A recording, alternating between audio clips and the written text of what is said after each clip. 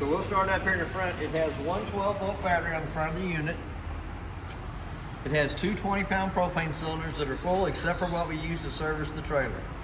The arrow on the regulator is pointed towards that bottle over there. It's clear inside the eye, indicating that the bottle it's pointing to has got gas in it. As soon as that bottle would happen to come up empty, it's going to turn red inside the eye, indicating that the bottle it's pointed to is empty. And then all you have to do is flip it over to this side here, work off of this side while you take that one off and take it down and have it refilled.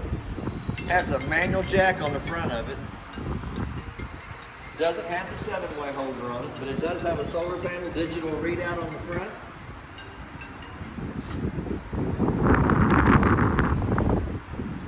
So that if you wanted to put the little digital solar panel out in front of it, it will charge the battery only. As we start down this side over here, we're going to go into the front compartment.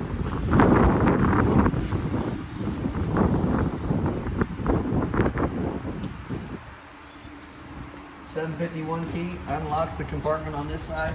Does have a magnet on it to hold it up out of the way. We also have a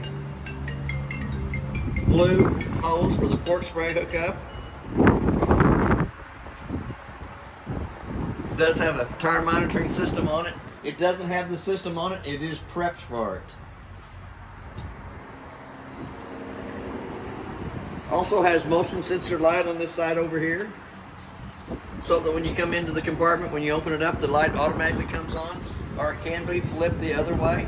It stays on 24/7. So we're going to turn it back to where it's motion sensor. We're going to shut the compartment door. There is BL jacks on all four corners. The manual crank handle is on the door side in the front compartment. But as we step back, the blue hose that was in the front compartment goes in here, gives you cold running water on this side only. The bottom connection is a black tank flush, so that when you're dumping the black tank, you can hook a water hose and regulator to that, turn water pressure onto it. It has a little aerator on the inside that spins around and helps clean more of the debris out of the inside of the black tank only. The next connection back is your city water connect that you can hook to with a water hose and regulator and never have to fill the tank on it. Work right off the water pressure coming to that hose. On our dump station, the gray handle in the front is the bathroom sink and shower water. The 3-inch black valve in the back is your toilet water. Anytime that you're going to use the black tank flush, you need to make sure the 3-inch valve's all the way open, allowing any water pressure going into the tank to come out. Lug nuts on the trailer have been torqued at 100 foot-pounds, is what's recommended on the side. The tires are aired up at pressure, which is 65 pounds on the side of the tire cold. We have a second dump station here in the back that is marked as an auxiliary tank on the inside monitor panel. It is actually the kitchen sink water only. Stabilizer jacks on all four corners. 50 amp power cord goes on, makes a quarter of a turn. Does have two blue lights on the opposite end that indicates it has 110 power coming through it. We have our park cable hooked up here in the back. It is also prepped for a backup camera. And on the off-door side in the top back corner, it is prepped for an extendable ladder. It does have a spare tire on the back that's been aired up to pressure, but it's not been torqued on. It's been put on with a wrench. It does have the Parkland RV cover over the top of it. We're going to come out to the outside of the hot water heater. The water heater has a 7/8" plug-in for the drain. It also is electric and gas both. On the monitor panel on the inside, I'll show you more about that when we get to the inside, but that is where you'll drain the hot water heater in between trips and for winterizing purposes. Next connection up is a 110 outlet on the outside of the unit. Place to hook onto another TV that works off the park cable. Unit does not have an antenna or a TV booster on it. Does have an outside furnace. It sucks cold air at the top, hot air at the bottom. I always suggest putting a mud dauber screen over the outside of the furnace for the simple fact the screen is less than 20 bucks. It's $145 an hour for every hour that we have to take the furnace out to clean the daubers out of it. There is also another hole down here in the bottom skirting for the manual crank for the slide room on the opposite side of the room to run it in and out. If for any reason it won't work off the switch, there is a manual way that you can come in here and run that room in or out.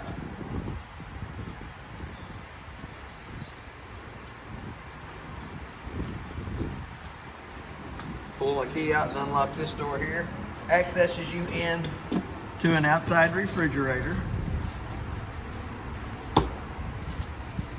It is a 110 refrigerator only. It's not a gas and electric, just electric. But it does have the controls for it in the upper right-hand corner on the inside. Freshwater tank fills here. Does have a drain line just underneath the framing. The 2-inch white valve is where the freshwater tank will drain. Right to the left of that is your 2 low water drain points. Those will be used for winterizing and dewinterizing of the unit. We're going to skip right past the door and the front steps.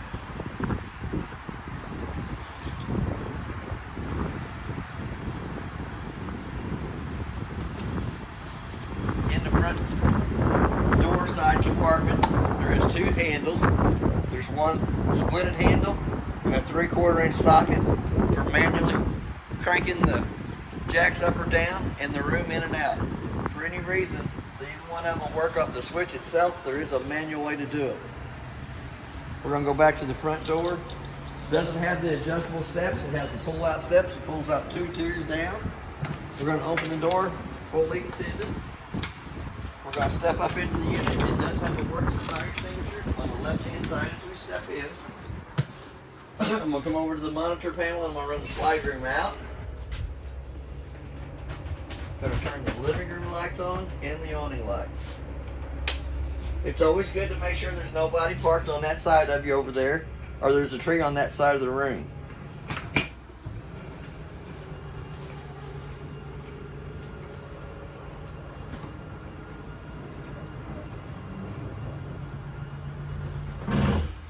We're going to go back to our 2 recliners. They will be strapped down to the floor after the trailer's cleaned, but it does have a fire escape window on either side of the living room area. Red handles indicate that it's a fire escape emergency window. On the recliners, you pull them out, lean back in them, the foot kicks out on it. We're going to come back to the monitor panel again. There is a sticker right above it that shows you what all the tanks are. You got your battery voltage, your freshwater tank, which is your clean water, your black tank 1, which is the toilet, gray tank 1, which is the shower and the bathroom sink. Black tank 2 is not available on this unit, does not have a second bathroom, but the auxiliary tank is the kitchen sink water only. As you push the buttons, they'll show 1/3, 2/3 full. Freshwater tank's still got 2/3 of a gallon in it. Black tank is empty. The gray tank is empty. Gray tank 2 is not used. And then your auxiliary will be your kitchen sink water. The switch right down below it is for the slide room for going in and out. Then we have one up at the top for the awning to extend it out.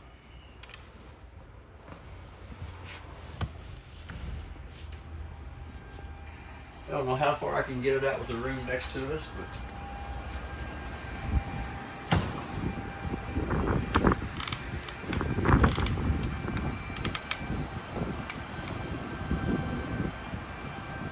and of course, right when we put the awning out, the wind starts to blow. The wind starts to pick up. We'll go out to the arms real quick and look at those. There is an adjustment on each one of the arms that you can slide in against. Tighten up the little black knob down here to push the pitch of the rain coming off of this corner here. There is one on the back arm that does the same thing, so we're going to loosen it right back up. Let it slide right back inside of itself. The knobs have to be loose for the awning to slide back in and go into the holders. So we'll retract it real quick. Never fails about the wind. It doesn't. Spring in Missouri.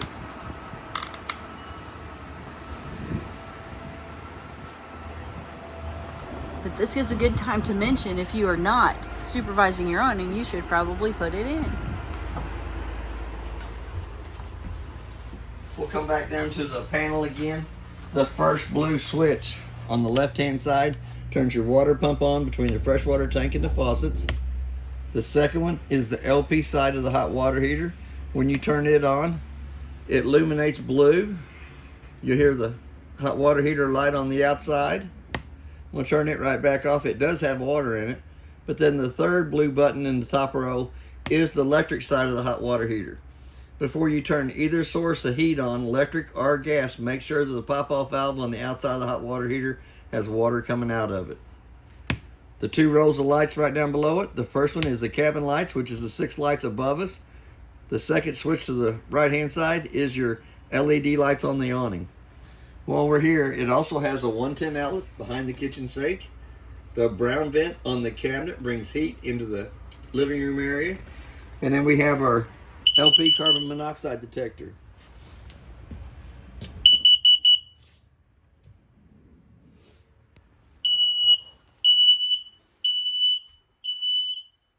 They make that annoying little sound. The purple key does your lock and deadbolt on the front door. The 751 key does all your outside compartments. We have one remote in the unit that turns the fireplace on. Fireplace works great. You can change the color of the flames from 1 to 4 settings. You can dial your temperature up or down with the up and down arrows. It does have a timer on it, so you can run it for 30 minutes up to 9 hours. And then we're going to go back to the off button that turns it on and off. All the rest of the paperwork that was found in the unit is in the red bag in the top drawer.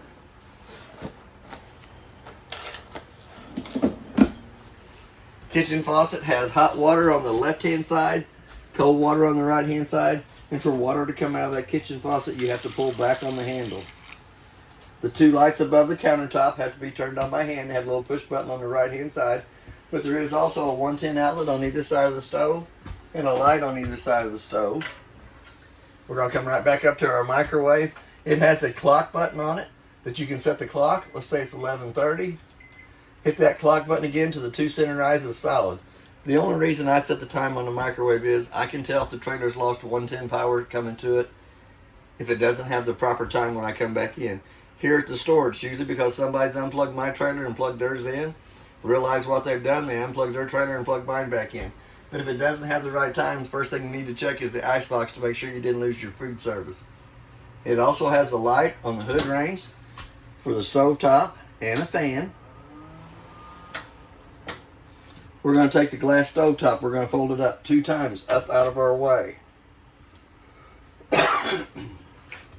Turn the knob to where it says light, using the striker on the left hand side for lighting the 3 burners up on top.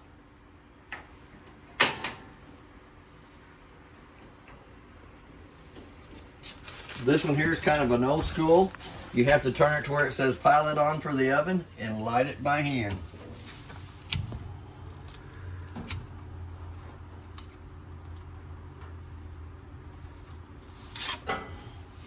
Once it's lit, let the pilot run for about a minute, which heats the thermocoupler up right above it. Once the thermocoupler gets up to temperature, then you can dial the temperature up on the oven. Ta-da, automatically lights. It's beautiful. And we're going to turn it right back off, not let it get too hot. If you go to the cabinet underneath the kitchen sink, remove the 2 screws in the panel right here. Accesses you into the water pump.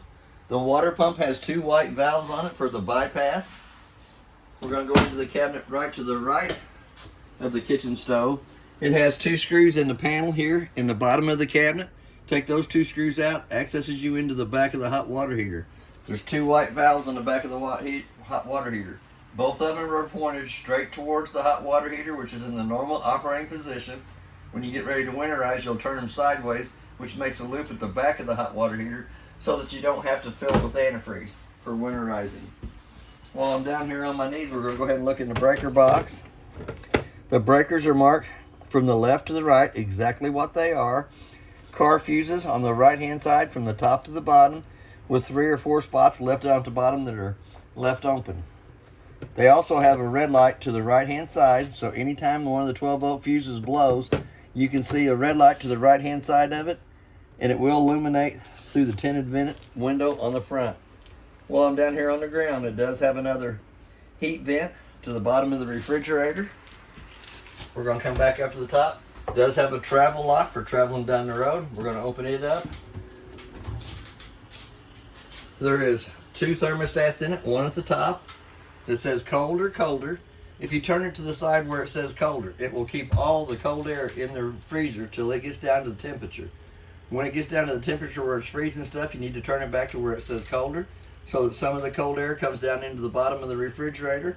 There's 1 to 5 settings on the refrigerator side itself, but the set button is the on and off button. Pretty good sized refrigerator. Did cool down really good too for a 12-volt refrigerator. Does have a pantry to the right side of the refrigerator that has a motion sensor light, so that when you open it up it automatically comes on. If you flip that light to the other setting, it will stay on 24/7. We recommend you keep it on the auto so you can see your snacks at night. Snacks when you first walk in. It does have a black light switch on the left hand side. Turns the illuminated lights on above us, but each one of the lights above the kitchen area and the couch have a little push button in the center of them to turn them on and off. Your tabletop does come off the 2 pedestals, goes down between the 2 benches. Your 2 back cushions come over the top of the table to make a smaller bed there. Also has a couch that trifolds out into a bed. Since it is a bedded area, it does have a fire escape window marked to the back of it. As we come around, there is a place to mount a TV up here that works off your park cable hookup only. Also has a Bluetooth speaker so that you can program your music from your iPhone to the Bluetooth speaker. We done showed you the fireplace, but it also has hand controls on the front of it for turning it on and off. Change the color of the rocks, change the color of the flames, and you can run the temperature up and down. Go ahead and turn it right back off. As we step around the corner, the air conditioner above us has the quick cool downs on either side that lets all the cold air come right down into the living room and kitchen area. When it gets cold enough in the living room and kitchen area, you can close the vents off on the air conditioner itself, and it will go back to the round vents in the ceiling. We're going to come right around the corner. We're going to go into the bathroom area. It does have a light switch on the wall that turns the lights above us on. Also has a GFCI outlet in the bathroom by the bathroom sink. We have a knurled knob in the vent above the shower for cranking it up. Shower vent does not have a fan in it, just has a vent that cranks up. We're going to go to the toilet. Does have instructions on the back lid for how to operate it. You push halfway down, fills with water. Push all the way down, fills and dumps. It also has a brown vent coming out from underneath the shower stall that will heat the toilet up. And it also has a round vent, white vent in the ceiling that brings AC into the master bathroom. We're going to step just outside the door here. We're going to go to the thermostat. Lights above us have to be turned on by hand, but on the thermostat you can turn it on. Automatically it goes to the fan low, fan high, cool, cool low, cool auto, and cool high. You'll dial your temperature down for the AC. If you hit the mode button one more time, it says heat in the lower left-hand corner. You'll dial your temperature up for it. Hit that mode button one more time and it says off in the lower right-hand corner. We're going to go into the master bedroom. The light above the footboard of the master bedroom has to be turned on by hand. We have a 110 outlet and a USB port on either side of the master bedroom. The light above the pillowcases does have to be turned on by hand. We have a fire escape window on the off door side. Red handle comes out, slides through the bottom of the window, goes all the way through the window frames for escape, or you can use it at a halfway open setting to let air ventilate into the room. Does have a red handle on the screen. Pull the screen handle, pulls the screen loose. Red handle in the center comes up, goes right through the bottom of the window frame for access to get to the outside. We're going to lift up on the bed. Does have pretty good size storage underneath here. Does also have cabinets at the foot of the bed. Pretty good size storage above it. It is prepped for a second air in the bedroom vent. There is a place for a TV to mount to the wall here, working off the park cable hook up to the outside, and a 110 outlet to plug it into. 2 round vents in the front brings AC from the living room AC into the master bedroom area. But it is prepped for a second air in the vent up top. Take the vent out, put the second air on. Usually use hand controls on it. And that is basically everything about your trailer. If you have any questions, I'll try to answer them the best that I can. And thank you for your time.